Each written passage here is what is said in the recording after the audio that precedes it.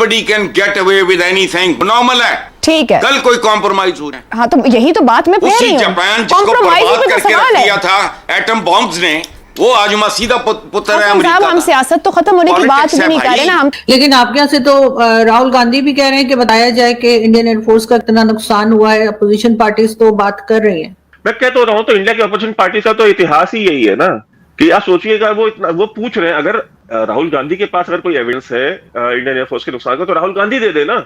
हमारे एयरफोर्स के लोग बताते हैं कि फ्रांस के अंदर हमें घुसने भी नहीं देते इन मिलिट्री हार्डवेयर को देखने के लिए। व्हाई? बिकॉज इंडिया ने मना किया हुआ है। मोदी साहब हैं, वो कहते हैं जनाब रोटी खाओ नहीं तो मेरी गोली तो है। आप हर वक्त धमकियां, एग्रेसिव। हामिद मीर और इनके जैसे जो 2 नंबर सहाफी हैं पूरे पाकिस्तान में, ये कितना भी चीयर कर ले आसिम मुनीर को, बट क्या ये बात फैक्ट नहीं है? ये पुलवामा का हमला आसिम मुनीर के आईएसआई चीफ रहते हुए हुआ था। आज की तारीख में जो ये कहते थे कि जो यूनाइटेड नेशन सिक्योरिटी काउंसिल का रेजोल्यूशन है, भारत ने तो रेजोल्यूशन फाड़ के फेंक दिया, लिटरली। मैं ये नहीं कह रहा कि एक्चुअली फाड़ के फेंक दिया, लेकिन क्या बात होगी तो पीओके कब दे रहे हो उसकी होगी। जयशंकर साहब ये कहते हैं कि कब दे रहे हो बताओ। वो अभी तो दुनिया ये देख भी रही है ना कि तो आप लोगों ने कोई फौरी तौर पे सबूत नहीं दिया, और उसके पहले ही जो है वो एलिगेशन शुरू हो गई। मैं मानती हूँ मुंबई अटैक और जितने उससे पहले अटैक हो, उसमें कहीं ना कहीं इन्वॉल्वमेंट जो है वो पाकिस्तान की साबित हुई है। लेकिन जो आप आसिम मुनीर साहब की बात कर रहे हैं, तो अगर आप लोगों के पास इतने प्रूफ्स हैं तो आप इंटरनेशनल मीडिया के सामने क्यों नहीं जाते लेकर? और दो, ये आज हमारे यहाँ 27 ईयर हो गए ये जो न्यूक्लियर पावर बने पाकिस्तान को, वो सेलिब्रेट किया जा रहा है सुबह से। तो आपको नहीं लगता कि 2 न्यूक्लियर पावर अगर आपस में लड़ेंगे तो ये बहुत खतरनाक चीज हो सकती है? ठीक है, आप बोल सकते हैं कि हम तो पूरा पाकिस्तान उड़ा देंगे, लेकिन पाकिस्तान भी तो कुछ ना कुछ नुकसान करेगा ना। तो बेहतर नहीं है कि बातचीत के जरिए मसले को हल किया जाए? नहीं, आपकी बात अच्छी है कि बातचीत के जरिए हल किया जाए, लेकिन जहां तक आपने बात सबूत की पठानकोट में हमला हुआ तो हमने क्या किया था? हमने तो आपको बुलाया ना कि आप आके खुद इन्वेस्टिगेट कीजिए। इंडिया के अंदर इसी ऑपोजिशन ने मोदी की बखिया उधेड़ के रख दी थी कि यार आईएसआई वाले जो है कि पठानकोट एयरबेस के अंदर तुमने उनको एंट्री दे दी। कितना क्रिटिसाइज हुए थे प्राइम मिनिस्टर मोदी, ठीक है, लेकिन उन्होंने बुलाया ना कि आके खुद इन्वेस्टिगेट कर लो, ज्वाइंट इन्वेस्टिगेट करो। क्या कहा उन्होंने वापस जा करके? क्या सबमिट किया वहां पाकिस्तानी मीडिया के सामने उन्होंने कि इंडिया वालों ने खुद ही कराया। तो ये सबूत देना, इन्वेस्टिगेशन, ये फलानी ढिकानी है ना, बातें उन लोगों के साथ की जाती है जिन्होंने कभी ये काम न किया हो। हमने सबूत देने के नाम पे हमने आपको डोजियर के ऊपर डोजियर दे करके हमने आपके, मुझे लगता है कि 10-20 लाख रुपए के तो हमने आपको सिर्फ कागज दे दिए होंगे। तो वो क्या आपने उठाकर को रद्दी में बेच दिया। तो बात ये नहीं है कि सबूत देना या इन्वेस्टिगेशन, हमने आपको सबूत भी दिए हमेशा, हमने आपके साथ ज्वाइंट इन्वेस्टिगेशन की भी बात करी है, हमने ज्वाइंट इन्वेस्टिगेशन कराई भी, लेकिन जब नतीजा हर बात में यही निकलता है। और आपका होम मिनिस्टर, इंटीरियर मिनिस्टर, वो पीपल्स पार्टी में रहमान मलिक थे। रहमान मलिक ने जाकर के कोर्ट के अंदर खड़े होकर क्या बोला?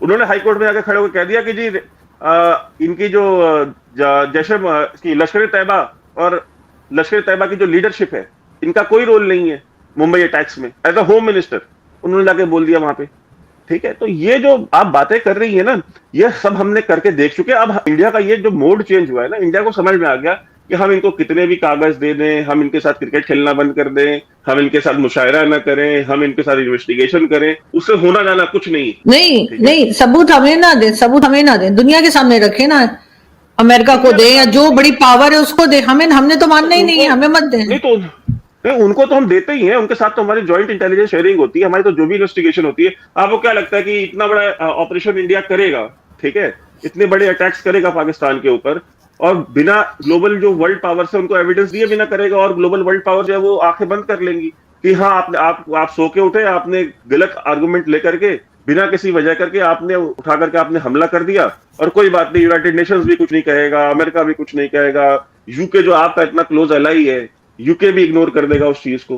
तो ऐसा तो नहीं होता। इंडिया के जितने भी मिशन हैं दुनिया में, वो सारे जिन देशों में है, हर उस गवर्नमेंट को वो देते हैं प्रूफ्स, ठीक है। हमने आपको देना बंद कर दिया क्योंकि हमें पता है कि आपको देने का कोई मतलब नहीं है, बस ये अंतर है। हमारी आर्मी कह रही है कि 5 जहाज गिरा दिए, वैसे हमारे प्राइम मिनिस्टर ने 6 गिरा दिए। गिरे कितने जहाज?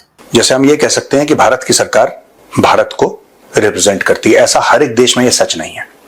हर एक देश में ऐसा सच नहीं होता है, ये सिर्फ डेमोक्रेसीज में ही होता है।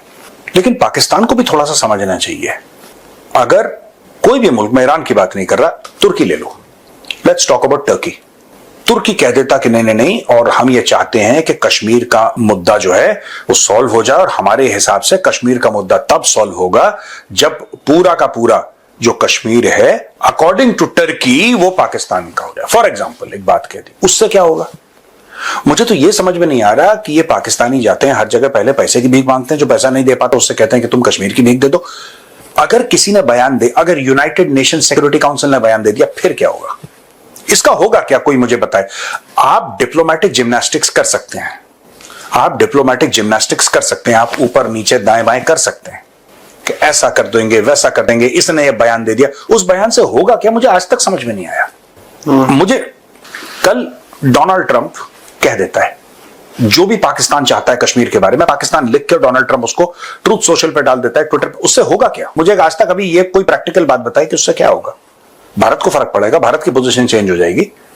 आज की तारीख में जो ये कहते थे कि जो यूनाइटेड नेशन सिक्योरिटी काउंसिल का रेजोल्यूशन है, भारत ने तो रेजोल्यूशन फाड़ के फेंक दिया, लिटरली मैं ये नहीं कह रहा कि एक्चुअली फाड़ के फेंक दिया, लेकिन अब देखो ना भारत की सरकार बोल क्या रही है, मोदी जी क्या कह रहे हैं कि बात होगी तो पीओके कब दे रहे हो उसकी होगी। जयशंकर साहब ये कहते हैं कि कब दे रहे हो बताओ। राजनाथ सिंह जी क्या बोल रहे हैं? He is saying exactly the same thing. क्या हमारे किसी भी लीडर ने, हमारे किसी भी पॉलिटिकल लीडर ने यह बोला है कि यूनाइटेड नेशन सिक्योरिटी काउंसिल का रेजोल्यूशन जरा हम लोग एक साथ बैठ के साथ पढ़ेंगे? कोई कह ही नहीं रहा, कोई बात ही नहीं कर रहा। ये पाकिस्तान दीवानों की तरह, बावलों की तरह अकेला शहबाज शरीफ इससे ये बोल दो, इससे ये बोल दो। अरे पूरी दुनिया, शी जिनपिंग अपने कपड़े फाड़ के नंगे पैर बीजिंग की सड़कों पे कश्मीर कश्मीर कह के बावला होके चिल्लाता भागे, फिर क्या होगा? मैं ये जानना चाहता हूं कि इसका प्रैक्टिकल रेमिफिकेशन क्या है भाई। ठीक है, कश्मीर का जो रेजोल्यूशन है उसका प्रिंट आउट लो, उसकी बत्ती बनाओ। अगरबत्ती, सर अगरबत्ती कहना चाह रहे थे गाइस। मैं अगरबत्ती ही कहना चाह रहा था। तो भाई तो मैं भी कंफर्म करेक्ट कर रहा था। कल गुजरात में, फिर मोदी जी 2 दिन के लिए गुजरात में थे, तो परसों तो जो बात की कल उन्होंने बोला गुजरात में, अभी तो मैंने कुछ किया ही नहीं है। ये अभी एक्चुअली कुछ नहीं हुआ जो ऑपरेशन सिंदूर है, कुछ नहीं। अभी आपकी बहुत ज्यादा चूड़ियां कसना शुरू होने वाला है, बहुत ज्यादा।